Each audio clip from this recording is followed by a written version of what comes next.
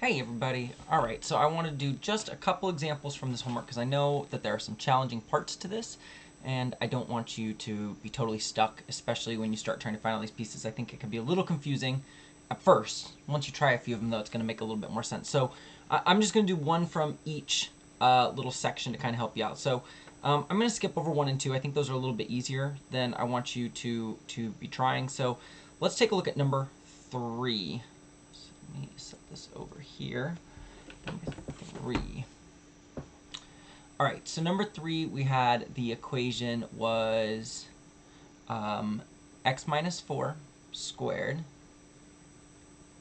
over 25 plus y plus 5 squared over 64 equals 1.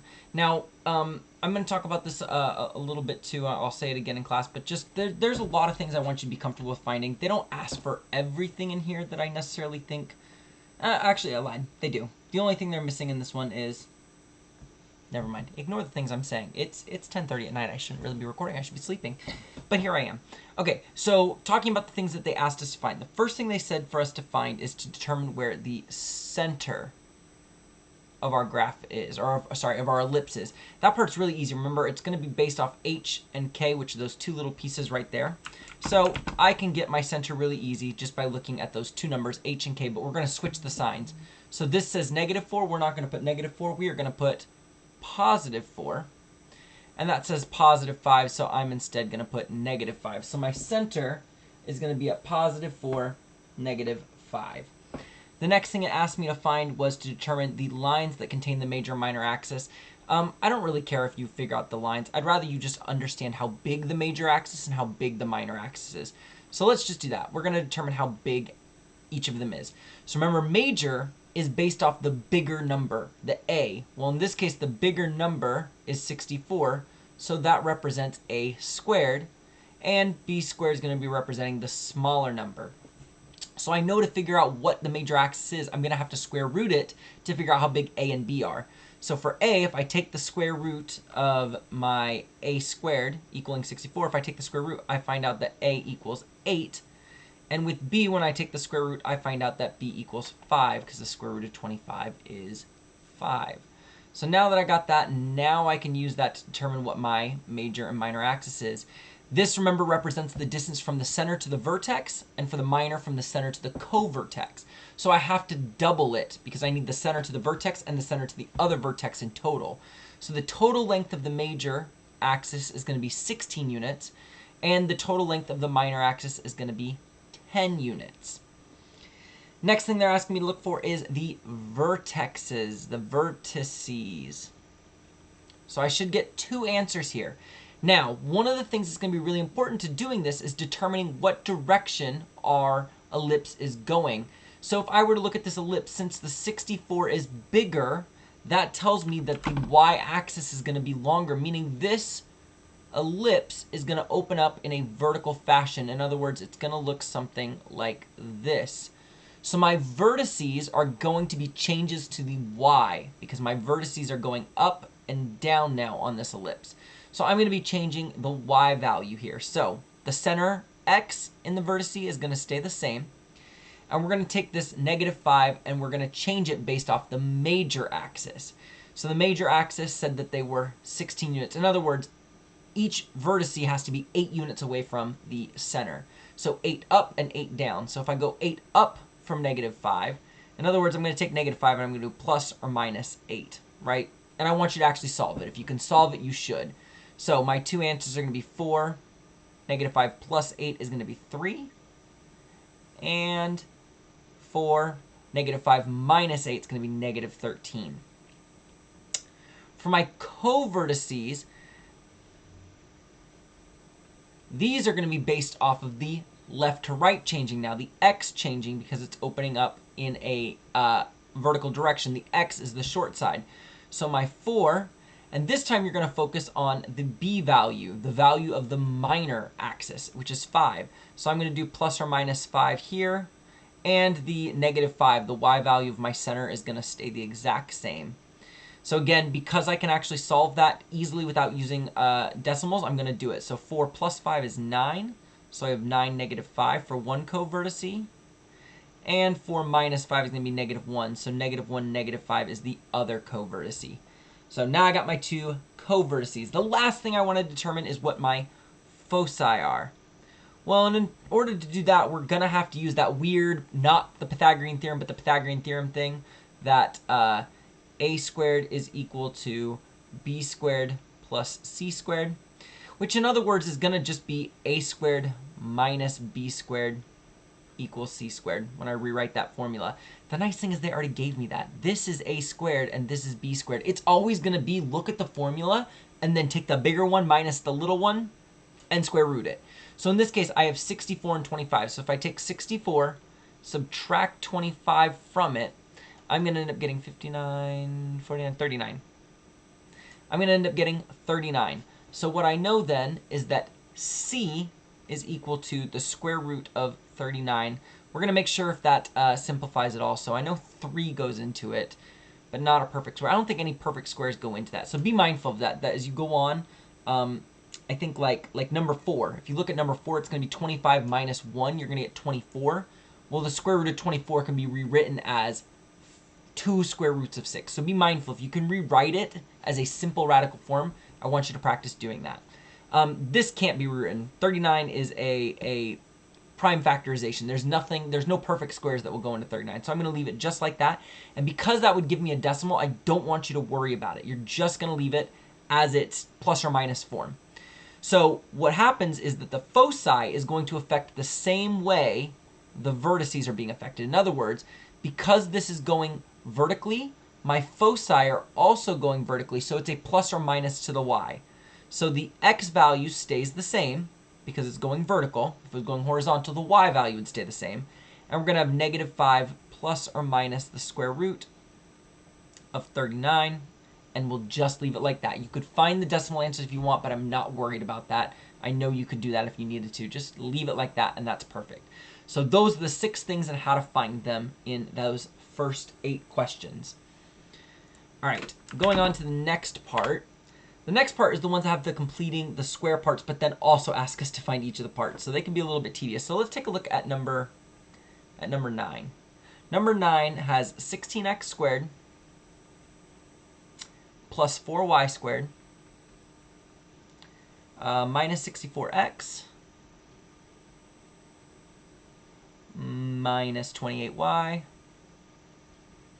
minus 31 equals 0.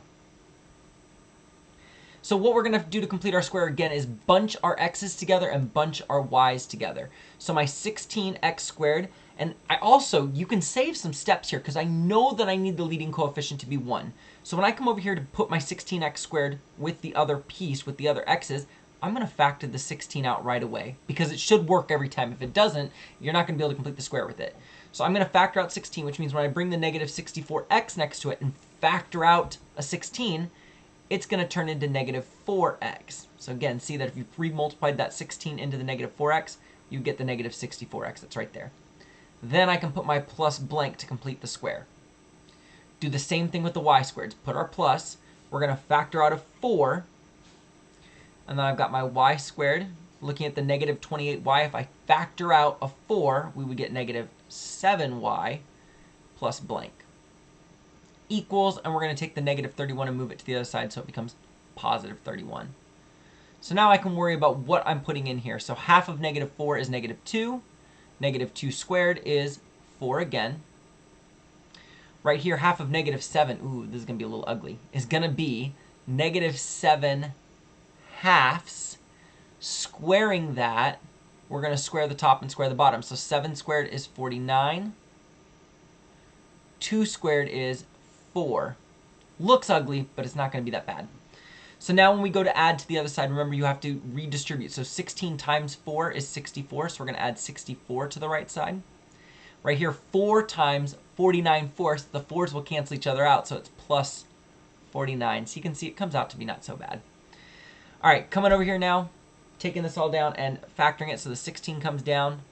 X squared minus 4x plus 4 factors into x minus 2 squared. Plus keep my 4 on the outside. Y minus 7y plus 49/4 is going to factor into this number right here. Is really important because that's the prime, or sorry, that's the factors. Negative 7/2 times negative 7/2 will give you 49/4, and negative 7/2 plus negative 7/2 will give you negative 7.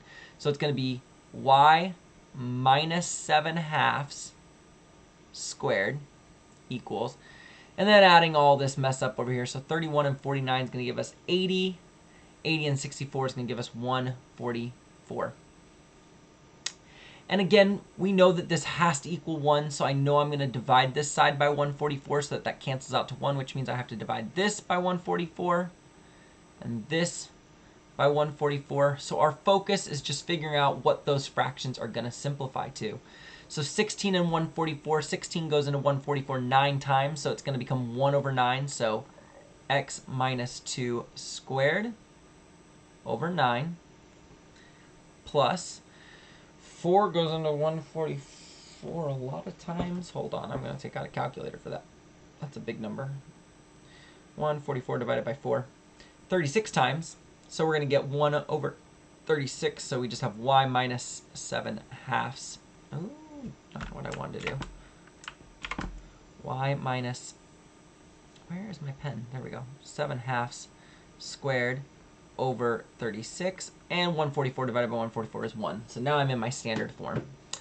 Now this is very similar to the last one because it asks for all those pieces: the center, the major and minor axis, the vertices, the co-vertices, the foci, and it asks for the eccentricity. I tried to white that out, and I guess when I saved it, it didn't stay whited out. Don't do eccentricity. Don't even stress about it. We're not doing eccentricity. That is irrelevant to what you need it for, so we're not learning it. So filling it in then, center. So center is going to be the h and k. So I have minus 2 in the problem, so we're going to put plus 2. And I have minus 7/2, so we're going to put positive 7/2. My major axis, and again, focus on which one has the bigger number. So in this case, 36 is the bigger number, so a squared equals 36, which means a equals 6. So my major axis is going to be 6 to one side, 6 to the other, so a total of 12. My minor axis is focusing on this smaller number. So in this case, b squared equals 9, which means b equals 3. So from the center to the co-vertice is 3. From the center to the other co-vertice is also 3. So my minor axis in total is 6. And now we can go ahead and find our vertices and co-vertices. So again, we have to determine which way it's going. Since the y value has the bigger number, this is going to be another problem where it opens vertically going up and down so that the y-axis is the longer axis. So my vertices, we're going to change the y. So the x stays the same. The y, we're going to add the a value, which in this case was 6. So it looks like I'm going to have a vertice at 2, well, 7/2 plus 6. So 7/2 plus 12/2 is going to be 19/2.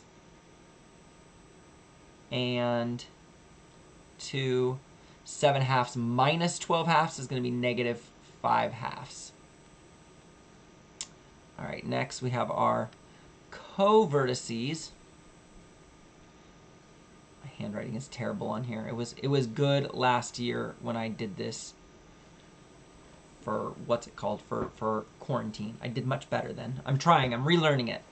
All right, so now we're going to change our x value, since that's my horizontal, is my minor axis, my short part. So we're going to use the b value, which is 3. So changing the x plus or minus 3.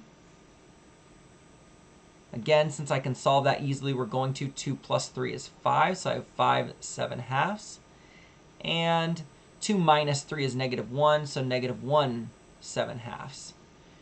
And of course, the last part is to determine my foci. Keep pressing the stupid button and messing things up. There we go, foci. Again, the foci function the same way as the vertices. They're going to change the same as the vertice. If the vertice affected the x, we'll change the foci based off the x. If the vertices affected the y, like they did in this one, we're going to change the y. So my 2 stays the same, but it's going to be 7/2 plus or minus whatever c is. So let's figure out what c is going to be. So again, take a squared and b squared and subtract them. So 36 minus 9 is going to equal 27. That equals c squared then. So c squared equals 27. When I square root that, c equals, this is going to be one of those weird ones. If you leave it just square root of 27, that's not the simplest form, because I know that 27 can be rewritten as 9 times 3, which is 3 square roots of 3. So since it's a square root like that, we're not going to stress about doing our foci and actually finding them. I just want you to write 7/2 plus or minus 3 square roots of 3. Done. Leave it like that. Those are our 6 answers that we needed. All right, and bringing it down to the last ones. These ones, they kind of change based on what problem you're doing. So I'm going to do 15, but just be mindful that as you go through those, each of them involves you thinking about things in a different way. So be mindful of what you're working with, because they don't all solve the same way. They are going to involve a little bit of critical thinking. But 15 told me that the center was at 2, 10. The vertex was at 2, 12. And one of the focus points was at 2, 11. Here's the thing with these. You really need 5 things. If you can find the center, the direction it's going, and then little a, little b, little c, you got everything you need. And really, you only need A and B. C just helps you find the missing one. If you have A and C, you can find B. If you have B and C, you can find A. If you have A and B, you don't really care about C, but it's usually going to be needed. So in this case, I already have a center, so that part's done. I can determine the opening direction to just by thinking about what this would look like on the graph. So if I graphed over 2 up 10, I'd have a point right about there. And then I graphed over 2 up 12 for the vertex, and then over 2 up 11 for a focus. That means that this is opening up in this vertical direction. We have another vertical question. Just that way the focus lines up with the vertex. So this is going to be vertical, meaning the major axis is going to be underneath the y value. The bigger number is going to be underneath the y, or the a will be underneath the y value. So I've got vertical and center. So now I just got to figure out what A, B, and C are. And we can determine that based off of what we have. Remember that A is affecting the vertex and B is affecting the co-vertex. So in this case, they gave me the vertex. So the distance between the center and the vertex has to be A. 210 to 212, well, that's easy. They're 2 units apart. So A is 2 units apart. Likewise, we know that C is the distance from the center to the focus. The center is at 210, the focus is at 211, so C has to be 1. So I can figure out what B is pretty simply by using our weird Pythagorean theorem. A squared equals B squared plus C squared. So I know that 2 squared equals B squared plus 1 squared. 4 equals B squared plus 1. Subtract that 1 and we get 3 equals B squared. In other words, the square root of 3 equals B. And just like that, we have everything we need now to put this question together. So our first part starts out the same, x, and then use the center. Since it's positive 2, we're going to put x minus 2 squared, put a plus sign, and we'll do our y. Since it's positive 10, we're going to put y minus 10 squared over a number, and it always equals 1. And now it's just plugging in what we need to plug in. A has to go under the bigger side. Since we said it's vertical, the y-axis has to be bigger. So I'm going to take A and put it under here, but it's going to be A squared, so 2 squared. And that means B has to go under the other one, so square root of 3 squared. And we can go ahead and simplify that a little bit, right? We know that square root of 3 squared is just going to be 3. And we know that 2 squared is just going to become 4. And again, C is not needed in the problem. It just helps you find the missing one. So this would be my final answer for my nice solution. So let me know if you need any more help on that. Hopefully that gets you going with those. Like I said, it's tedious and seems tedious at first. It took me 20 minutes to explain those 3 questions, but I promise you by the time you get to the end, you're going to fly through them. It just takes the practice of getting there. So let me know if there's anything still holding you up, and I will help you out. Bye, everyone.